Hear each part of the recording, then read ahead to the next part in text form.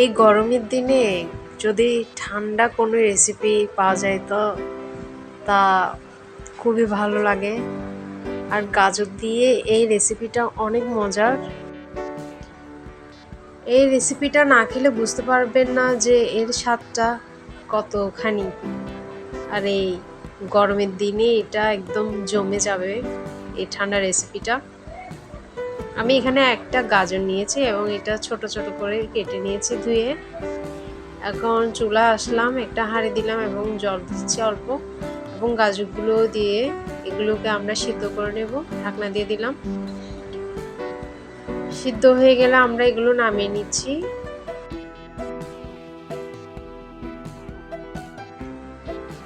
এখন আমি ব্লেন্ডারে গাজরগুলো দিয়ে দিলাম, দুটা এলাচ দিয়ে দিলাম। এখন চিনি দিচ্ছি হাফ কাপ পরিমাণ, 1 চিমটে পরিমাণ এতে লবণ দিলাম। দুধ দিচ্ছি এখানে 400 গ্রাম পরিমাণ। দেন এইটাকে আমরা ব্লেন্ড করে নেব, খুব ভালোভাবে ব্লেন্ড করতে হবে। আমার এখানে ব্লেন্ড করা শেষ। এখন আমি চুলায় দিয়ে দিলাম গাজর আর দুধের মিশ্রণটা এবং ঘি দিচ্ছি হাফ টেবিল চামচ পরিমাণ।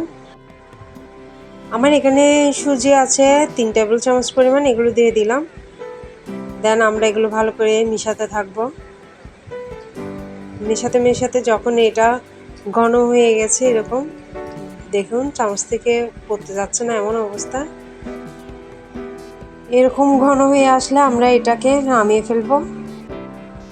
দেন একটা কন্টেনারে আমি সামান্য ঘি লাগিয়ে দিয়েছি এবং এতে গরম থাকা অবস্থায় আমরা এই ডেজার্টটা ঢালবো এবং এইটাকে ভালো করে এভাবে চামচের সাহায্যে ফিনিশিং করে দিচ্ছি